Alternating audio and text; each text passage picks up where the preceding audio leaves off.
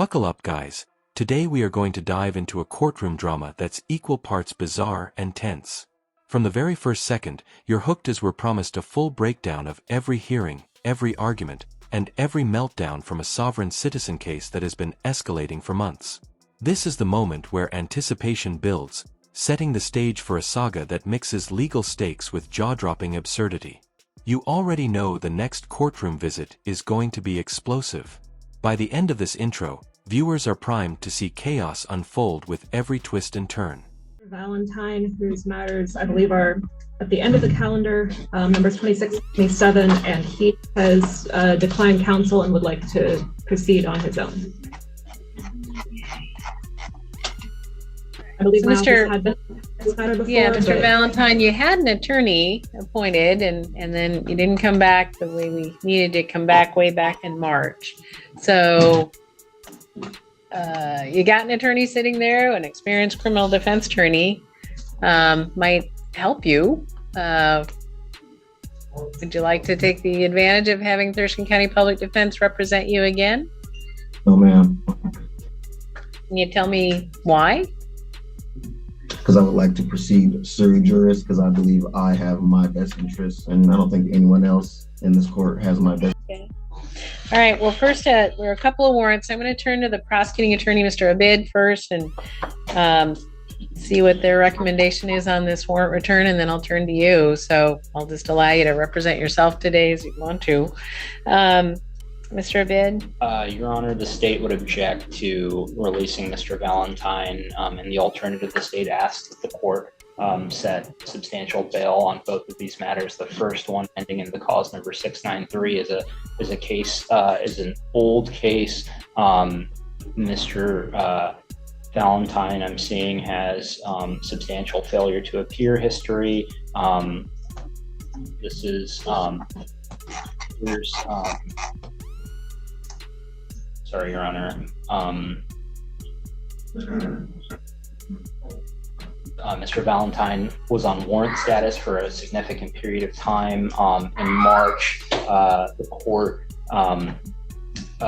issued a $15,000 warrant on each case. The court, Your Honor, or the state, Your Honor, asks that the court impose bail in the same amount as the warrants. And this is first DUI from November of 2021, and then the second allegation, January of 2024. Correct. And were these, one, it appears, was an allegation of a breath sample of 0.14, and the other from 2024, do you know the allegation? My notes show that the 2024 allegation was included a refusal. Okay. All right. So, Mr. Valentine, what the state's asking me to do is have you post about $30,000 cash or a bond bail, and consider those same restrictions that were on you before, that you show up at pretrial services, that you stay clean and sober, you stay law-abiding, you give UAs, you be on a device that's attached to your person to make sure you're not consuming alcohol. What do you have to say? I object to that, Your Honor. I did make my best effort to show up at court, even when I didn't show up, because I was confused about the dates. The clerk told me the wrong date. I showed up, I gave the clerk a letter, I wrote a letter to the court, and I also wrote counterclaims and responses to the State Attorney General's office, and I got no response from either. I went to try to squash the warrant. They told me that they wouldn't squash the warrant. They wanted me to either turn myself in, or they wanted to get me to pay more bonds. I have absolutely no problem showing up and representing myself. As far as what was the next thing? As far as these charges that are against me, I wanted to be clear that I am not a person. I'm not a legal entity. I'm a living man, and I want to enforce my constitutional rights. I have the right to drive without a license. I don't need a license. The Supreme Court has proven that many times. And it is also my understanding that this is a Nisi Prius court, and I would like to implement Rule Nisi. If the prosecutor has a valid contract between us, I would like him to produce it. If not, I do not wish to contract with any member. Here we see the tension spike immediately as Mr. Valentine boldly decides to ditch professional counsel and represent himself. The courtroom hangs on this choice, knowing full well the risks involved in self-representation during criminal proceedings. His reasoning sounds confident but is deeply flawed, as the narrator cleverly illustrates with a plain analogy that shows just how precarious his situation is. This is a defining moment that sets the tone for the rest of the video, highlighting a key theme: overconfidence leading to inevitable legal consequences. Every viewer is left holding their breath, wondering how this will spiral. Understanding that this is a Nisi Prius court, and I would like to implement Rule Nisi. Well, Mr. Valentine, I'm going to hold you on $15,000 cash or bond bail on each of these independently. So you'd have to post bond to be released, as I find that you're a risk to reoffend and a risk to commit, another DUI or vehicular assault or homicide, given the history, while under the influence. So you're a danger to the community is what I'm finding. And you don't come back when we order you to come back, and you don't comply with court orders. So $15,000 cash or bond has to be posted on each one of these separately, and then you have to get yourself into pretrial services within 48 hours of release and have a scram device attached, stay clean and sober, stay law-abiding, in order to stay out of custody. No alcohol, no marijuana, no non-prescribed drugs, no bars or taverns, and don't drive unless you have a good license and proof of insurance. I'm going to set another court date. We would do this. What jurisdiction is this court operating under, Your Honor? Thurston County District Court here in the state of Washington. But what jurisdiction are you trialing me under? What jurisdiction? Thurston County District Court, Thurston County, state of Washington. That's not what, is this under a common law jurisdiction? I'll have you research all that yourself, sir. I'm not going to argue with you. I have jurisdiction over you and over this matter. So is this court operating common law, ma'am? I'm talking to my clerk. 1 second. And make it clear, good, that he's proceeding pro se and that we need to do. I am not pro se. I'm a sui juris. All right. You're proceeding without an attorney. Did you take an oath to uphold the Constitution of the United States, ma'am? The supreme law of the I land? sure did. I take it every time I get reelected, and I take it very seriously. Will you be honoring that? Very seriously. Are you going to be honoring that No, oath it's just today, ma'am? free trial, and then we'll get it set for confirmation and jury dates. Are you honoring that oath today, ma'am? I sure am. And I do it every day. So you think I'm a person? I sure do. So you think I can be bought and sold and regulated? You think I'm a persona, that I live in the light? I think you're a human being and you're covered by the laws of the state of Washington. A human being and a person are two different things? No, I'm not interested in semantics. So I'm trying to get down to the facts, ma'am. You can define things the way you want, but the law is not agreeing with you. All right, we're going to be back on September 20th, 1:30. We'll probably talk some more about your decision to represent yourself, and that's fine. But don't be surprised if whichever judge is there has another discussion with you about that. And at any time, you can ask the court to appoint an attorney. Anytime you can hire an attorney to represent you too. You're not prevented from that. An attorney. So we'll be back on September 20th, and you need to be back in court. If you're still in custody, we'll hear you in custody. And if you do post bond, you have an obligation to get into pretrial services within 48 hours and comply with them for sobriety monitoring, and that substance use monitoring program will pay for the scram device. Can we change the venue, ma'am, for lack of jurisdiction? Well, you'll have to file all your motions in writing, and then you serve them as well on the prosecuting attorney, and then we'll set motion hearings. I don't have the resources to do that in custody, ma'am. think you do. I don't. There's not much paper here. There's no computers I can use, no printers.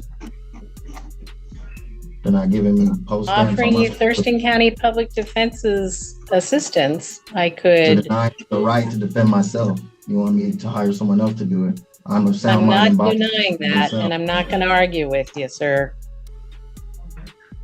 So, at any time, we can talk about standby counsel, ever we can want talk an attorney. about counsel. Everyone represented. I will continue to proceed sui juris. All right, that's up to you. I'm doing that. All right, so we're done today, and those orders will be given to you in the jail. All right, I don't.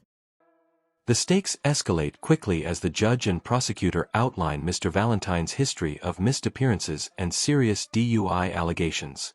Bail discussions reveal just how high the risk is, with tens of thousands of dollars at play.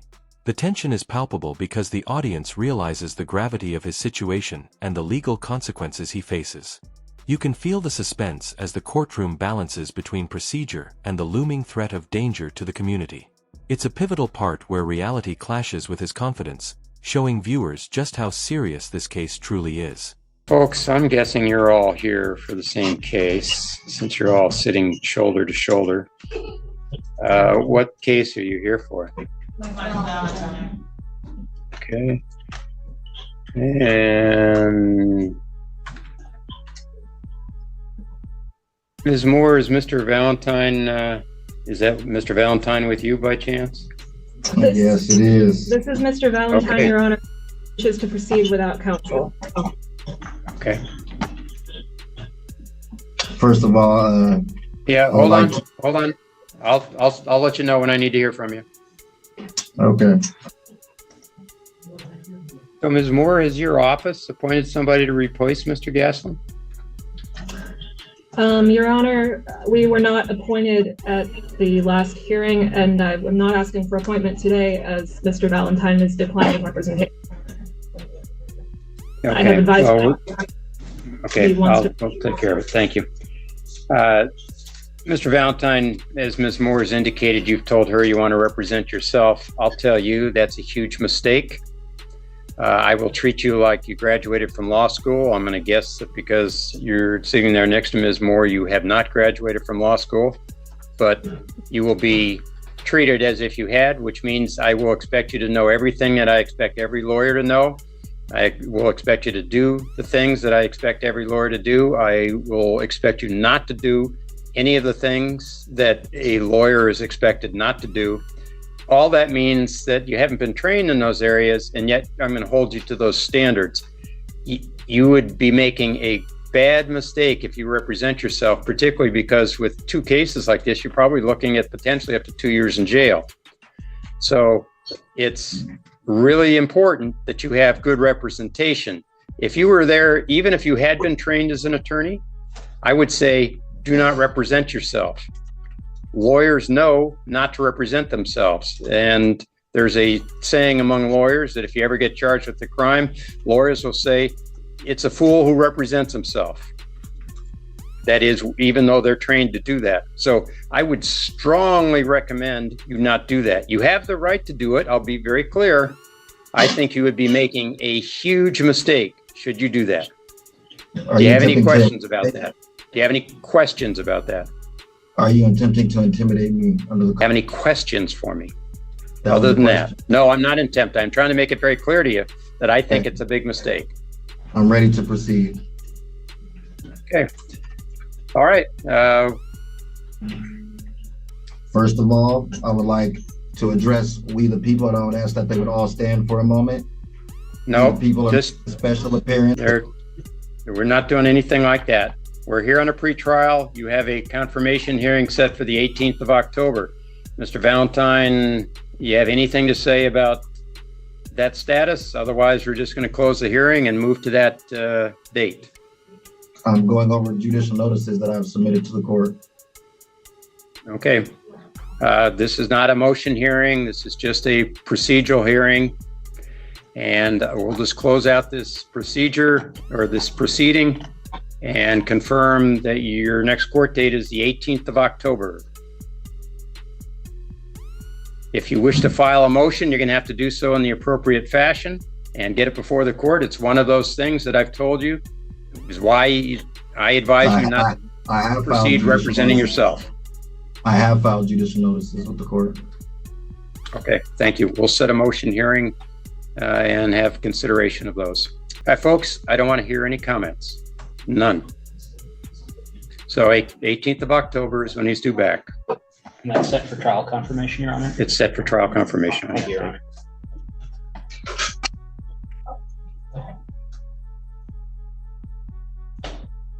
And Amy, if you'll make a note to... Well, I object to that. You're not allowing me. We'll note your This is the segment where the courtroom becomes almost surreal. Mr. Valentine launches into his sovereign citizen arguments, claiming he is not a person and asserting bizarre legal principles like rule nisi. The judge responds firmly but patiently, laying out the harsh reality of the law. The commentary captures the absurdity and high stakes, emphasizing how his arguments are self-sabotaging yet delivered with unwavering confidence. This section perfectly balances humor with legal tension, making it one of the most compelling and suspenseful moments in the video. We need to get you unmuted. Yes, ma'am. All right, so there are a couple of attorneys sitting behind you from Thurston County Public Defense. Did you want the court to appoint counsel or not? No. Were you going to hire your own attorney on the matter or represent yourself? I've made it clear throughout all these proceedings that I'm proceeding sui juris. Okay. I just need to always make sure of that. We've got confirmation set for the 8th. What is it today that you want to do? I wanted to argue in some motions that I submitted to the court. A motion to dismiss, a judicial notices that I've dismissed about misconduct of the court and denied of access to the court, and I believe a motion to strike as well. Motion to strike what? It was a motion to strike. You guys had served a motion, no testimony, to my house. I'm not sure what that was. The motion was never served to me, and the docket was never served to me either. It was mailed to my home. I'm not sure why, because the state was aware that I was in custody, but that's what my motion to strike was pertaining to. Okay. Well, this is your motion today, and motion no testimony just means we didn't expect to see witnesses being called to the stand. So let me hear from the prosecutor here. It's Mr. the state's Weston? understanding that the motion to request discovery and the motion to dismiss was heard on October 28th in front of, I believe, Judge Buckley, and he dismissed those motions. And the state's understanding is that the only motion that was going to be argued today was whether the court should grant funds for Mr. Valentine to hire an event. That's not part of the motions I have here that were filed. There was a motion filed. I can look it up real quick, Your Honor. Since the last hearing is what I was looking at. So there was... Yeah, I objected to his denial of those motions as well, because I already submitted an affidavit of prejudice and he disqualified himself. So he shouldn't have been making any judgments on the case after that point. He also said himself that today was going to be a special motion docket where my motions were going to be heard today. So what I reviewed is what was filed after the 18th, and that was October 21st. I have a request to release you and your request, let me get back to your court to dismiss these charges, motion to release you, and that's what I reviewed. So is there something else pending that I was not aware of after the 18th? On this October 18th, there's one that says in Laserfish motion to request discovery, parentheses 020, parentheses. In that one, that's based on the state's notes. It shows that was the only motion that was going to be argued today. All right, Mr. Valentine, it looks like I need to go back and kind of review real quick those issues. I thought they were all heard on the 18th. And either you can just sit right there while I read everything here, or which probably is the best thing to do. So let me just review all that you've filed here again.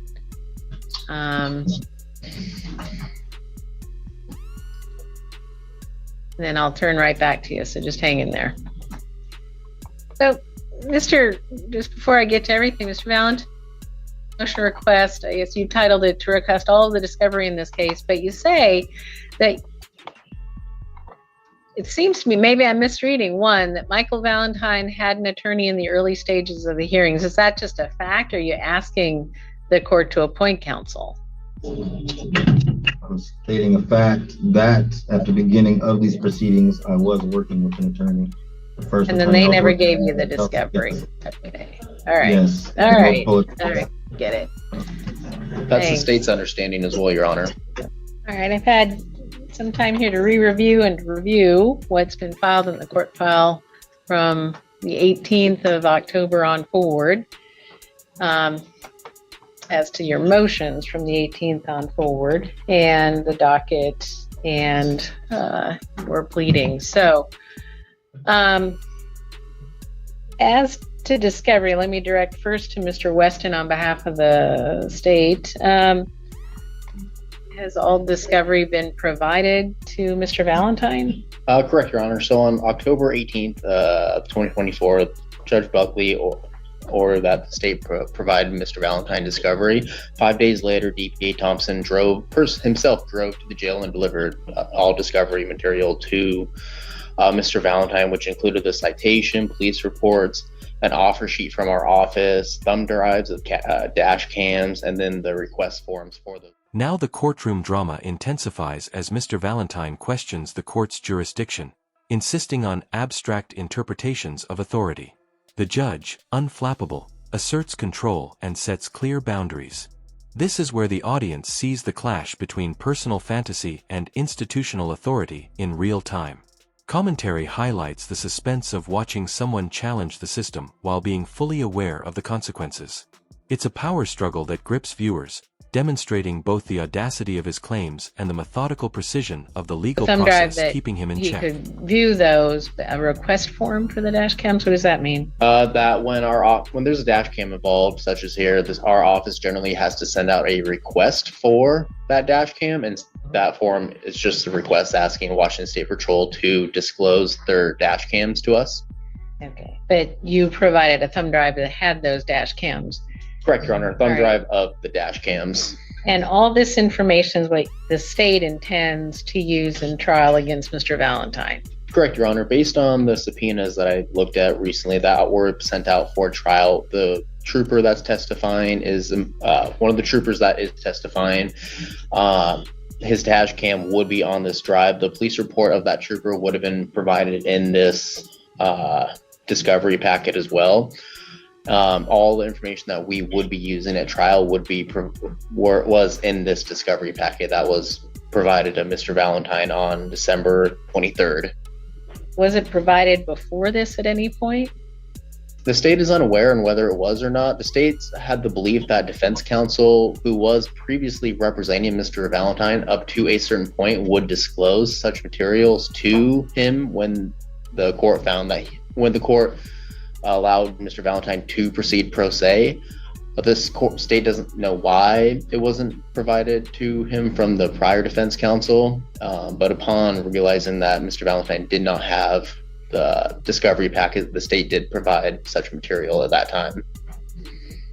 And on the witnesses that you're expecting to call to testify, the substance of their information is included in that discovery? I would believe so, Your Honor. Based on the subpoena that was sent out, one of the witnesses are Trooper Benjamin Crabtree, one of a dragger technician, and because there was one of the charges is driving while license suspended, there is a DOL representative that it will be a witness in the trial as well.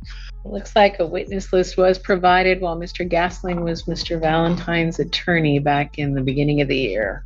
at least March, I believe it was. So then, Mr. Valentine, as to that discovery, you thinking you're missing something, or you should have something else in discovery? No, ma'am, I didn't receive the discovery in a timely manner. Counsel was ineffective in discovery footage or the reports with me. I asked on multiple occasions to obtain the video so that I could build a proper defense. And they told me on multiple occasions that it had to be approved by the prosecutor and redacted, which never happened. I waited and waited, never happened. And after counsel's ineffectiveness, this is where I made the choice to proceed sui juris because I had my own best interest in mind. And it seems that the public defenders that were appointed to me were not assisting me effectively. And this was creating a manifest injustice. So now I have received it a few days before we're supposed to be going to trial. I have reviewed the footage, and there is fraudulent and misleading statements made by the trooper that I have already submitted a motion to suppress that evidence that I'm sure the court will be getting shortly. So we're a couple weeks before trial, or before confirmation. We've got trial scheduled the 18th, so we're 3 weeks out. All right. Yeah, I would ask the court that either the prosecutor or counsel be sanctioned or some remedy be met for the violation of the discovery rule. The tension peaks as Mr. Valentine argues he isn't a person and thus immune to legal obligations. The judge calmly dismantles this reasoning, reinforcing that human beings are covered by law and rights come with responsibilities. Commentary underscores the dramatic irony. He's arguing himself out of protections he desperately needs. This part emphasizes high stakes, self-sabotage, and the courtroom's balancing act between patience and authority. Viewers are left both entertained and exasperated, watching him willingly undermine his own defense. In your pleadings, or what I've heard today, to sanction anyone for a violation of discovery. So I'm not going to do that. And now you're also, I don't know if this was dealt with, but throughout your pleadings, you're concerned about this district court having jurisdiction over you. Is that still at issue, sir? Yes, there was some service issues, as I mentioned before, which for some reason keeps getting ignored. The state served my address knowing well that I was in custody. They didn't serve me the court docket for the last hearing. And that lack of service creates a lack of jurisdiction for the court. I disagree. Those are different issues. Go ahead, though. Maybe you've got something else there. What? Oh, I was just going to say there's also been a number of courtroom violations taking place, which is why the last judge ended up recusing himself. But beyond counsel being ineffective in mounting any defense, they convinced me to give up constitutional rights instead of enforcing any constitutional rights. They lacked to challenge anything that the state was doing. They didn't challenge or attempt to suppress the evidence. They didn't even share the discovery information with me upon my request. And the court also was violating General Rule 43, my personal pronouns, continuing to try to say I'm pro se instead of sui juris, not acknowledging my name or acknowledging my status as an American national. I also submitted a letter from the Washington State Attorney General's office where they're acknowledging my status as an American national. They're acknowledging my fee schedule, but for some reason this court hasn't been acknowledging my pronouns. Here for confirmation of that jury trial that's scheduled for the 18th and 19th. So the question is to everybody, I see that you filed several motions, had a time to kind of look at generally, looks like there are some motions about evidence in there that need to be heard at the time we start trial. Mm-hmm. So we'll do that. Otherwise, all the rest we'll just hear the day of trial, get that figured out. Are you prepared to go to trial on the 18th and 19th? No, I'm still waiting for some documents from the Office of Assigned Counsel a request for stipulated facts, the case transcripts, bonds, and bar numbers of the individuals of the case. Okay, let me ask you, how is that going to impact your defense at trial? Because I need to go over the documents and the case transcripts, things that I've submitted and things that have been done by government officials in the case previously. But what does it have to do with your defending against the charge? That's what I'm trying to figure out. So that may be something that you want to, I'm not sure what you want to do with that. If you're thinking that there's governmental misconduct or ineffective assistance of counsel, or you want to make a bar complaint or something. All of the above. Yeah, that doesn't impact the issues as to bringing a trial forth on the charges.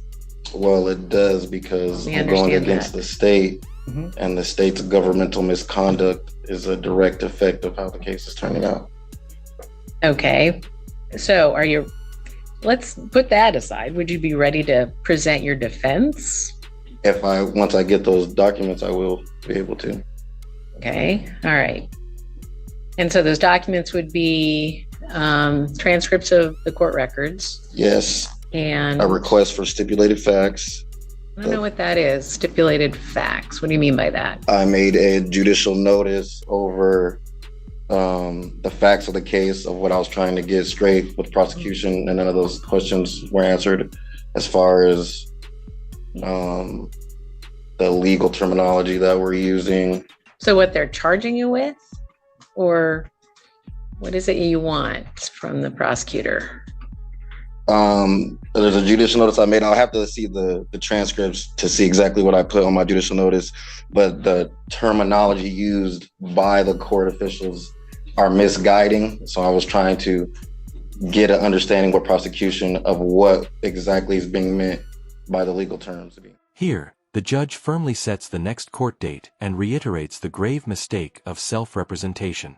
Every line drips with tension as Mr. Valentine refuses counsel, while the judge patiently warns of the consequences. Commentary highlights the suspense. Viewers understand he's trapped in a dangerous game, ignoring every lifeline offered. The narrative captures the frustration of watching someone knowingly make bad choices and the courtroom's quiet effort to guide him. It's a suspenseful pause before the drama escalates further with family involvement. For example, like the state of Washington and Washington State being two different things. Okay, they're not. I see that you may think they are, but effectively in law, they're not. It's not an issue here. Let me just kind of look at some of the things you filed and see. Okay, so, all right, transcript of past hearings. Something from the prosecutor that I can't quite figure out. You want information about the previous attorneys that may have represented you for a short I wanted the communication between previous counsel and the prosecution, the case transcripts, and the bonds on record and oaths of office. Okay, of the oaths of office of the prosecutor, who? You and the prosecutor, and for the attorneys that I previously had. Well, for me, you could just go to the auditor, state auditor, or in the city or the county auditor. They have everything there. Prosecutors, you can always ask the prosecuting attorney's office. The Office of Assigned Counsel can't provide me with that? You can certainly, ask them too. Ask them for their people what they have. I can't say. Okay, I haven't got a response yet. I've sent the email. I've called them and sent the email. All right. So again, you're representing yourself. Still trying to figure out how those are impediments to. Because even though I'm representing myself, the court is still obligated to provide legal assistance. The court isn't supposed to provide legal assistance to either side of you. We're supposed to make sure things are done right and fairly. I can't assist you in your trial. That would be wrong, because I can't assist the state either in their trial. Don't I have a constitutional right to counsel? You do, and we did appoint Thurston County Public Defense at one point. So yes, they are appointed to provide legal assistance for me. Yeah, and so when I put in my motion, I said that I didn't want to be represented, but I still wished to have legal assistance. Yeah, I just don't want anyone speaking for me. So you want standby counsel is what we would generally call it, someone who would pretty much sit in the audience. And if you wanted to step back and ask a question of them, you could ask a question of them. A lawyer from Thurston County Public Defense. That's pretty much the utmost of what a standby counsel does. Is that what you're asking for? Because I'm asking for legal assistance. It's my understanding that I have a constitutional right to counsel. Sure. And so I'm asking that the state in some manner provide me with someone who will assist me with my legal affairs. I don't want to be represented or deceived into taking someone else's opinion of how to handle things. Well, you don't get to kind of pick and choose how it's done. We've appointed counsel at one point, and you didn't want to do that. I could potentially, and I can't speak for the Office of Assigned Counsel. They're the executive branch government. I don't run their office. I simply find if someone is indigent or qualifies for public defense and say, yes, they can have one, and then that agency takes over. But at this stage, when I was made pro se, that is what Judge Brent Buckley had discussed. He said that I wouldn't have counsel represent me, but that I would. The courtroom energy shifts dramatically when Mr. Valentine's family shows up, heightening both tension and absurdity. Their presence turns a procedural hearing into a spectacle, emphasizing how far the sovereign citizen mindset has permeated his circle. Commentary underscores how the judge struggles to maintain order while he navigates their disruptions. As the hearing closes, the trial date is set, but the lingering suspense keeps viewers hooked. The chaos is far from over, and the next courtroom encounter promises even more dramatic confrontation. It's a perfect climax to a sequence of escalating tension.